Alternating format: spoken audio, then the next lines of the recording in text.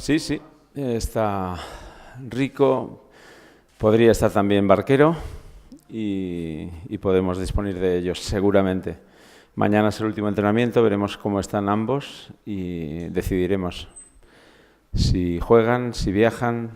Mañana decidimos. Si conseguimos una victoria en Girona, lógicamente tendremos que pensar en algo más. Podría ser.